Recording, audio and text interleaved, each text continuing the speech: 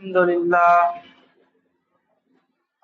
لله نحمده ونستعينه ونستغفره ونؤمن به ونتوكل عليه ونعوذ بالله من شرور أنفسنا ومن سيئات أعمالنا من يهده الله فلا مضل له ومن يضلله فلا هادي له ونشهد أن لا إله إلا الله وحده لا شريك له ونشهد أن سيدنا مولانا محمدا عبده ورسوله أما بعد فأعوذ بالله من الشيطان الرجيم بسم الله الرحمن الرحيم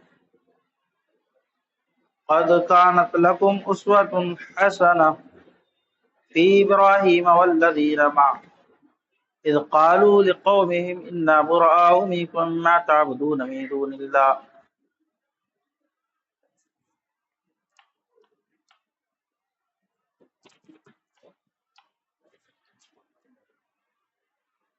كفرنا بكم وبدا بيننا وبينكم العداوة والبغضاء أبدا حتى تؤمنوا بالله وحده إلا قول إبراهيم لأبيه لا أستغفرن لك وما أملك لك من الله من شيء ربنا عليك توكلنا وإليك أنبنا وإليك المصير صدق الله العظيم وصدق رسوله النبي الأمين المتين الكريم ونحن على ذلك لمن الشاهدين والشاكرين والحمد لله رب العالمين.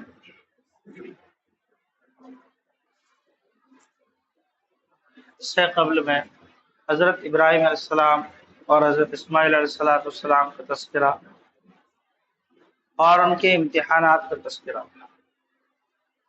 اللہ تبارک و تعالی نے قرآن مجید کو تمام کتابوں پر فوقیت عطا فرمائی. قرآن مجید ایک ایسی کتاب ہے جو قیامت تک تمام انسانوں کی رہنمائی کرتی رہے. اس سے افضل دنیا کی کوئی کتاب نہیں ہے. جس اللہ تبارک و تعالیٰ نے ہماری خلقت کا سامان کیا اس دنیا میں، اسی اللہ نے ہماری ہدایت کے لیے اس قرآن پاک کو اس دنیا کے اندر بھیجا ہے. اسی لیے قرآن کا ایک ایک حرف، ایک ایک چیز جو ہے یہ قیامت تک کے لیے انسانوں کی رہنمائی ہے. اب چاہے قرآن کے اندر ایمان کی بات ہو، عقائد کی بات ہو، توحید کی بات ہو، رسالت کی بات ہو، یا احکام ہے، کہ جتنی بھی چیزیں قرآن پاک میں موجود ہے وہ ساری کی ساری انسانوں کی رہنمائی کے لیے اللہ تبارک و تعالیٰ نے بھیجا اور نازل فرمایا. اسی طریقے سے انبیاء علیہ السلام کو بھی اللہ تبارک و تعالیٰ نے مبعوث فرمایا. 1,00,000 سے زائد انبیاء علیہ السلام کی تعداد. لیکن قرآن پاک کے اندر صرف چند انبیاء علیہ السلام کے تذکرے، چند انبیاء علیہ السلام کے تذکرے قرآن پاک میں موجود ہیں. ان میں سے کچھ انبیاء علیہ السلام کے تذکرے زیادہ وضاحت کے ساتھ ہے، کچھ انبیاء علیہ السلام کے تذکرے کم وضاحت کے ساتھ. اس کا تذکرہ بھی اللہ تبارک و تعالیٰ نے اس لیے کیا کہ اس میں حکمت ہے، موعظت ہے، نصیحت ہے، لوگوں کے لیے عبرت کی چیزیں ہیں اس میں. اس لیے انبیاء علیہ السلام کا تذکرہ اللہ تبارک و تعالیٰ نے قرآن پاک میں فرمایا. ان میں سے حضرت ابراہیم علیہ السلام کا بھی تذکرہ ایک خصوصی طور پر اور بڑی وضاحت کے ساتھ، تفصیل کے ساتھ اللہ تعالیٰ نے بیان کیا. فرمایا کہ قد کانت لکم اسوۃ حسنۃ فی ابراہیم والذین معہ، تحقیق کہ تمہارے لیے اسوۃ حسنۃ فی ابراہیم، ابراہیم علیہ السلام کی زندگی میں ایک تمہارے لیے بہترین نمونہ ہے ان لوگوں کے لیے جو اس راہ کو اختیار کرنا چاہتے ہیں. پھر کہا کہ اذ قالوا لقومہم انا براء منکم ومما تعبدون من دون اللہ، یاد کرو اس وقت کو جبکہ انہوں نے اپنے قوم سے کہا کہ جن کی تم عبادت کرتے ہو اور بھی وہ ہیں جو اللہ کے علاوہ کسی کی جو عبادت کرتے ہیں، ان سے میں بہت بیزار ہوں.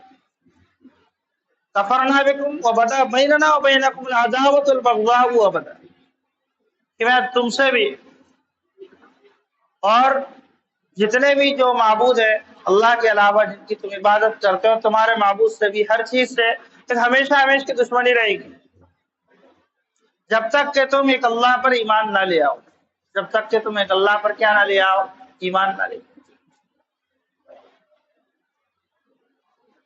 حتیٰ تؤمنوا باللہ وحدہ اذ قالوا لأبی لاستغفرن لک وما املک لک من اللہ من شیء، اور ابراہیم صلی اللہ علیہ وسلم نے فرمایا میں اپنے والد کے لیے استغفار کروں، یعنی اگر وہ ایمان لے آئے تو میں ان کے لیے کیا کروں گا، استغفار کروں گا۔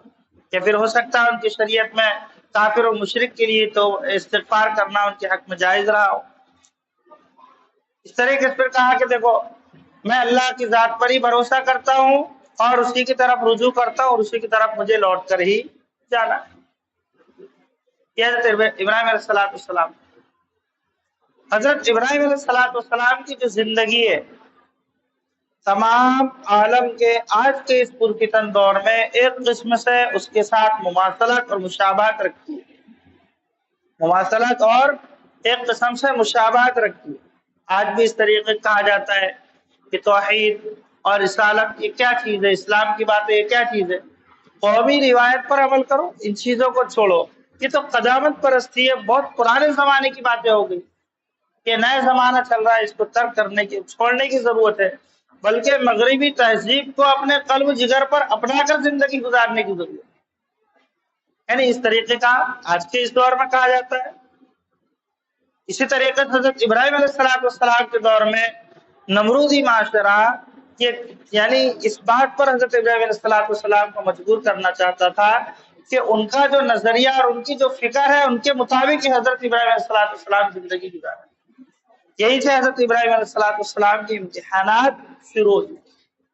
جیسے حضرت ابراہیم علیہ السلام نے دعوت کے سلسلہ توحید کے سلسلے کو شروع کیا تو سب سے پہلے خود ان کے جو والد اور کہا کہ لئن لم تنتہی لأرجمنک واہجرنی ملیا، اگر تم اس سے باز نہیں آئے تو میں تمہیں پتھر مار مار کر کیا کر دوں گا، ختم کر دوں گا۔ لیکن حضرت ابراہیم علیہ السلام کے اللہ کے پیغمبر ہے، یہ نبی ہے، اللہ نے جس چیز کا حکم دیا ہے یہ لوگوں کے بولنے سے تھوڑی روکنے والے ہو، بلکہ بادشاہ وقت نمرود سے بھی انہوں نے مقابلہ کیا۔ کہا کہ یعنی تو کون ہے، کہا کہ رب ہے، اللہ ہے، کہا کہ جب اللہ ہے تو میرا اللہ روزانہ مشرق سے سورج نکالتا ہے تو مغرب سے سورج نکال، کب وقت رہ گیا کسی قسم کا کوئی جواب اس کے پاس نہیں رہا۔ پھر کیا ہوا، اس کا نتیجہ یہی ہوا کہ پوری کی پوری قوم، پوری کی پورا سماج جو ہے حضرت ابراہیم علیہ السلام کے خلاف ہو گیا اور آگ میں زندہ جلا دینے کا فیصلہ ہوا۔ اس پر بھی تیار ہوئے۔ پھر وقت آیا اس کے بعد حضرت ابراہیم علیہ السلام کو ہجرت کا بھی حکم ہو گیا کہ اب تم یہاں سے ہجرت کر جاؤ۔ حضرت ابراہیم علیہ السلام نے عراق سے ملک شام فلسطین کی طرف ہجرت کی، مصر سے ہوتے ہوئے گزر رہے تھے۔ بادشاہ مصر جو ہے یہ ایک ظالم اور جابر قسم کا بادشاہ تھا۔ اللہ تبارک و تعالیٰ نے حضرت ابراہیم علیہ السلام کو ان سے بھی یعنی اس بادشاہ ظالم بادشاہ سے اور اس فتنے سے اللہ تعالیٰ نے اپنے فضل سے نجات عطا فرمائی۔ اور اسی طریقے سے جب وہاں سے آگے بڑھے شام جب پہنچے حضرت اسماعیل علیہ السلام وہاں پر یعنی اللہ تعالیٰ نے اولاد عطا فرمائی اور حکم یہ ہوتا ہے کہ اب تم جو ہے ہاجرہ کو اور حضرت اسماعیل کو کہاں پر چھوڑ دو، مکے، کہاں چھوڑ دو، یعنی وہ ایسا مقام تھا اس وقت، ایسی جگہ تھی، نہ کسی قسم کی آبادی تھی، نہ مکان تھا، نہ کسی کچھ نہیں، پانی وہ لوگ ترستے تھے، آبادی تو نہیں تھی تو پانی کا سوال ہی نہیں وہاں پر۔ اب حضرت ہاجرہ یعنی شام اور فلسطین کے بہترین باغات میں زندگی گزارنے والی، اور ان کو اس طریقے کا کیا ہوا حکم۔ لیکن جب انہوں نے پوچھا کیا مرضی مولا ہے، کہا کہ ہاں، کہا کہ جب مرضی مولا تو اللہ تعالیٰ مجھے یہاں پر ضائع نہیں فرمائے گا، وہاں چھوڑ دیا۔ اب اس بڑھاپے کے عالم میں اللہ تعالیٰ نے ان کو کیا عطا فرمائی، اولاد عطا فرمائی۔ اب جب یہ اولاد جوانی کی عمر میں پہنچی، جب یہ اولاد کس عمر میں پہنچی، 13 سال کی عمر میں جب پہنچی، اللہ تبارک و تعالیٰ کو ایسا امتحان مقصود تھا جس کو پوری طریقے سے کوئی بھی قلبی جذبات کے ساتھ اس امتحان نامے کو صحیح طریقے سے بیان نہیں کر سکتا، اور وہ تھا فرزند اسماعیل کا یعنی ذبح کا حکم۔ اللہ تعالیٰ نے اس پر بھی ان کو کیا عطا فرمائی؟ کامیابی عطا فرمائی۔ یہ ساری کی ساری چیزیں، ساری کی ساری باتیں بتلا کر یہ بتلانا مقصود ہے کہ اللہ تبارک و تعالیٰ قادر مطلق ہے۔ ان اللہ علی کل شیء قدیر، جو مقام، جو مرتبہ، جو عہدہ، جو منصب اللہ تبارک و تعالیٰ حضرت ابراہیم علیہ السلام کو دینا چاہتے تھے، وہ بغیر امتحان کے بھی دے سکتے تھے۔ کس کے بھی دے سکتے تھے؟ بغیر امتحان کے بھی دے سکتے تھے۔ کیوں اللہ تعالیٰ نے امتحان لیا؟ اس کی وجہ کیا ہے؟ اس کا سبب کیا ہے؟ اسی طریقے کا امتحان اللہ تعالیٰ نے سرکار دو عالم جناب محمد مصطفیٰ صلی اللہ علیہ وسلم سے بھی امتحانات لیے۔ اللہ تعالیٰ نے کئی طریقے کے امتحانات اللہ تبارک و تعالیٰ نے لیے۔ آخر وجہ کیا ہے؟ اس کی وجہ یہ ہے، اس کا سبب یہ ہے کہ ایک مسلمان جب کلمہ پڑھتا ہے، اللہ کا یعنی توحید کا اقرار کرتا ہے، رسول کی رسالت کا اقرار کرتا ہے، تو اس کے دل میں یہ خیال پیدا ہوتا ہے کہ ہم تو اللہ کو ماننے والے ہیں، ہم تو رسول کو ماننے والے ہیں، ہم تو اس کی عبادت کرنے والے ہیں، ہم تو اس کی اطاعت کرنے والے ہیں۔ تو جس طریقے سے اللہ تبارک و تعالیٰ نے ہمارے لیے جنت کو پیدا فرمایا ہے، اسی طریقے کی راحت ہمیں دنیا میں بھی ہونی چاہیے۔ ہر بات سمجھے کہ نہیں سمجھے؟ اسی طریقے کی راحت ہمیں کہاں ہونی چاہیے؟ اس خیال باطلہ کی گویا کہ اللہ نے تردید فرمائی کہ تم یہ مت سمجھنا کہ بغیر امتحان کے تم کو یہ سب کچھ مل جائے گا۔ ہم نے امتحانات انبیاء علیہ السلام کے بھی لیے، ہم نے امتحانات صحابہ کرام کے بھی لیے۔ صحابہ کرام کا تذکرہ وَلَنَبْلُوَنَّكُمْ بِشَيْءٍ مِّنَ الْخَوْفِ وَالْجُوعِ وَنَقْصٍ مِّنَ الْأَمْوَالِ وَالْأَنفُسِ وَالثَّمَرَاتِ وَبَشِّرِ الصَّابِرِينَ۔ اللہ تعالیٰ خود فرماتے ہیں ہم تم کو ضرور بے ضرور آزمائیں گے۔ کس کے ذریعے سے؟ بِشَيْءٍ مِّنَ الْخَوْفِ، خوف کے ذریعے سے، دہشت کے ذریعے سے، ہراس کے ذریعے سے، اسی طریقے سے مال کی کمی اور نقصان کے ذریعے سے آزمائیں گے۔ یعنی اس کے ذریعے سے یعنی بڑے بڑے کاروبار کو کیا کر دیا جاتا ہے؟ آگ لگا دی جاتی ہے، جلا کر ختم کر دیا جاتا ہے، کاروباروں کو توڑ دیا جاتا ہے، دکانوں کو توڑ دیا جاتا ہے، اس طریقے کی جان کا بھی تلف ہوتا ہے، موب لچنگ ہوتی ہے، اس طریقے کے کئی حالات ہوتے ہیں۔ اس طریقے سے پھلوں کی کمی کے ذریعے سے بھی ہم آزمائیں گے۔ پھل ہے، کئی اقسام کے پھل ہے، اس کی کمی کے ذریعے سے، اس طریقے سے غذا جو فصلیں لگائی جاتی ہے اس کی کمی کے ذریعے سے بھی ہم آزمائیں گے۔ اس طریقے سے جو خزانے ہیں، معادن جن کو کہا جاتا ہے، پیٹرول ہے، ڈیزل ہے، اس طریقے سونے اور چاندی کی جو خزانے ہیں اس کی کمی کے ذریعے سے بھی ہم آزمائیں گے۔ جدید ٹیکنالوجی سے محروم کر کے بھی ہم تم کو آزمائیں گے۔ آج ظاہراً یہ لگتا ہے کہ سب کے سب خزانے کس کے؟ مسلمانوں کے ہاتھ میں ہے، لیکن باطناً حقیقی اعتبار سے پورا کا پورا تسلط مغربی تہذیب کا ہے۔ اس کا ہے مغربی تہذیب کا۔ ایسے حالات میں ہم کو کس طریقے سے زندگی گزارنا ہے، تو وہ نمونہ حضرت ابراہیم علیہ السلام کی زندگی کا نمونہ ہمارے ساتھ۔ اس کا نمونہ حضرت ابراہیم علیہ السلام کے اللہ تبارک و تعالیٰ نے ایسے حالات پہ ہم کو صبر اور تحمل کا حکم دیا ہے۔ صبر کا مطلب الگ الگ مقامات پر الگ الگ اعتبار سے اس کے مطلب کو سمجھا جاتا ہے۔ صبر کا مطلب یہ نہیں ہے کہ بھائی یعنی ایک آدمی ظلم کرتا رہے اور آپ اس پر صبر کرتے چلے جاؤ، اس طریقے سے ایک آدمی نقصان کرتا چلا جائے آپ اس پر صبر کرتے چلے جاؤ، نہیں، بلکہ یہاں پر صبر کا مطلب یہ ہے آپ استقامت کے ساتھ حالات چاہے کیسے ہی بھی ہو لیکن استقامت کے ساتھ آپ کو ایمان پر جمے رہنا ہے۔ باطل اور طاغوتی طاقتیں کتنی بھی زیادہ متزلزل ہو لیکن آپ کی ہمت اور حوصلے ہمیشہ ہمیشہ بلند ہونی چاہیے۔ اللہ تبارک و تعالیٰ نے صحابہ کرام کی تعریف فرمائی۔ صحابہ کرام کی کیا فرمائی؟ تعریف فرمائی۔ سورہ احزاب کے اندر وَلَمَّا رَأَى الْمُؤْمِنُونَ الْأَحْزَابَ قَالُوا هَذَا مَا وَعَدَنَا اللَّهُ وَرَسُولُهُ وَصَدَقَ اللَّهُ وَرَسُولُهُ وَمَا زَادَهُمْ إِلَّا إِيمَانًا وَتَسْلِيمًا۔ کہ جب صحابہ کرام کے سامنے ایک بڑے لشکر، بڑے فوج کا ایک تذکرہ کیا گیا، بڑے لشکر کا تذکرہ کیا، بڑے فوج کا ایک تذکرہ کیا گیا، جب صحابہ کرام نے اس فوج کو دیکھا تو وہ گھبرائے نہیں، ان کے دل میں کسی قسم کی یعنی مرعوبیت پیدا نہیں ہوئی، گھبراہٹ پیدا نہیں ہوئی، شکست خوردہ نہیں ہوئی، بلکہ انہوں نے کہا تو یہی تو وہ چیز ہے، قالوا هذا ما وعدنا اللہ وصدق اللہ ورسولہ، یہی تو وہ حقیقت ہے جس کا وعدہ اللہ اور اس کے رسول نے کیا ہے، اور اس کے اللہ اور اس کے رسول کا وعدہ کیا ہے؟ یہ سچا ہے۔ وما زیادہ اللہ ایمان و تسلیمہ، ان کے ایمان میں اور زیادہ بڑھوتری ہو گئی اور زیادہ اضافہ ہو گیا۔ وہ ایک صحابہ نے کس چیز کا اعلان کر دیا؟ اس چیز کا اعلان کر دیا کہ ہماری زندگی کس کے لیے ہے؟ یہ بھی اللہ کے لیے، اور ہماری موت کس کے لیے ہے؟ اللہ کے لیے۔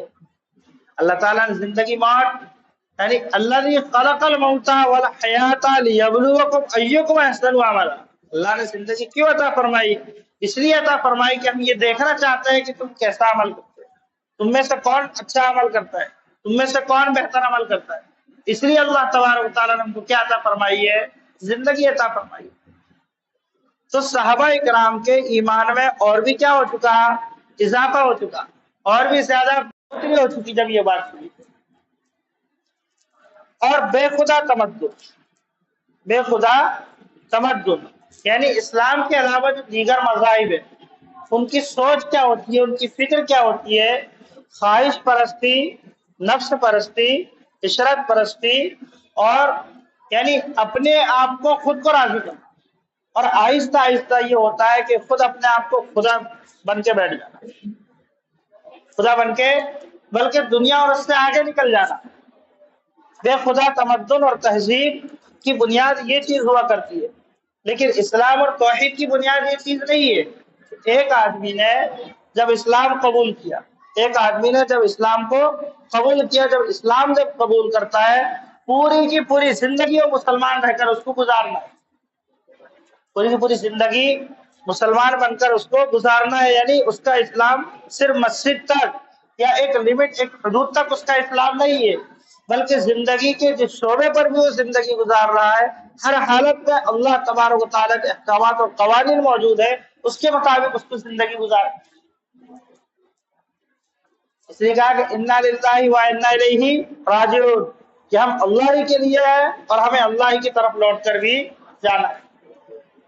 اے محمد صلی اللہ علیہ وسلم آپ فرما دیجیے، قل ان صلاتی و نسکی و محیای و مماتی للہ رب العالمین۔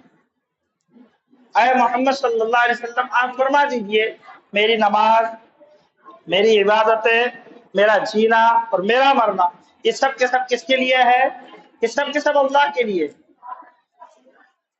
اس طریقے سے انی وجہت وجہی للذی فطر السماوات والارض حنیفا وما انا من المشرکین، میں اپنے رخ کو، اپنے چہرے کو اس خالق کائنات کی طرف کرتا ہوں جو زمین اور آسمان کو بغیر کسی نمونے کے پیدا کرنے والا، اور میں شرک کرنے والوں میں سے نہیں ہوں۔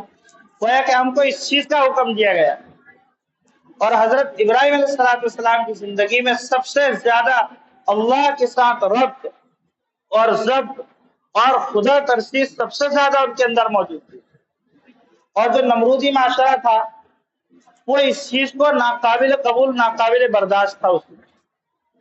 اب وہ یہ چاہتے تھے کہ کسی بھی طریقے سے، دھمکی کے ذریعے سے، چمکانے کے ذریعے سے، جیسا بھی، یہ حضرت ابراہیم جو ہے ہمارے اس معاشرے کو، اس تہذیب کو کیا کر لیں؟ قبول کر لیں، جس کی بنیاد کیا تھی؟ جس کی بنیاد آزادی تھی، جس میں مذہب صرف برائے نام تھا، رسم و رواج ہی مذہب تھا۔ اسی طریقے سے ایسی چیزوں کی عبادت کی جاتی تھی، پرستش کی جاتی تھی جو بے جان چیزیں۔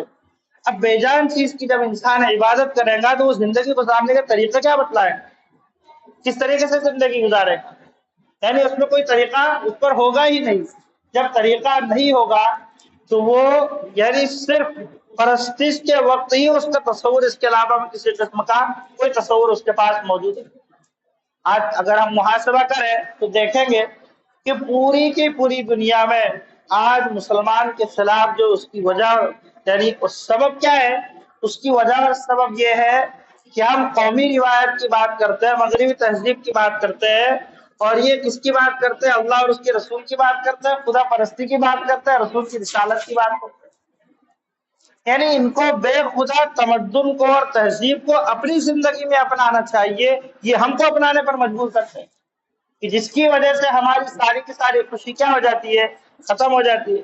یعنی اب تم کو عبادت کرنا ہے تو گویا کہ صرف نماز مسجد کی حد تک، اس طریقے سے جو عبادت ہے اس کو عبادت گاہ کی حد تک رکھو، باقی دیگر چیزوں میں، دیگر یعنی اشیاء میں اس کو قومی روایت کو اپنانے کی ضرورت، قومی رواج کو اپنانے کی ضرورت۔ اللہ تبارک و تعالیٰ इरशाद फरमाते हैं वलन तर्ज़ा अंकल यहूद वलन नसारा हत्ता तत्तबिअ मिल्लतहुम। ये बात याद रखो, दुनिया में ये यहाँ पर यहूद और नसारा का तस्करा है, लेकिन ये हुक्म कयामत तक के लिए इस्लाम के अलावा जितनी भी कौम है, जितने भी समाज है, ये आपसे हरगिज हरगिज उस वक्त तक राजी नहीं हो सकते जब तक कि आप इनके दीन को ना इनके दीन को क्या ना कर ले, अपना ले। बुनियादी तौर पर यह बतलाया गया, अल्लाह तबारक तआला ने कुरान को एक ऐसी किताब यानी बनाकर नाजिल फरमाया जो कयामत तक के लिए तमाम मुसलमानों की रहनुमाई करती है। और इस किताब के अंदर में अल्लाह तबारक तआला ने जितने भी अहकामात नाजिल फरमाए हैं वो सब के सब कयामत तक के लिए हमारी क्या करते हैं, रहनुमाई करते हैं। मुख्तलिफ अंबिया अलैहिस्सलाम के तस्करे, और इस पर खुसूसी तौर पर हजरत इब्राहीम अलैहिस्सलाम के भी तस्करा इस पर मौजूद है। उसकी वजह और उसका सबब यह है कि मुस्तकबिल ज़माने में एक ऐसा दौर आएगा जिस पर हजरत इब्राहीम अलैहिस्सलाम की जिंदगी को अपनाकर जिंदगी गुजारने में इंसान को कामयाबी नजर आएगी। अल्लाह आप सबको अमल की तौफीक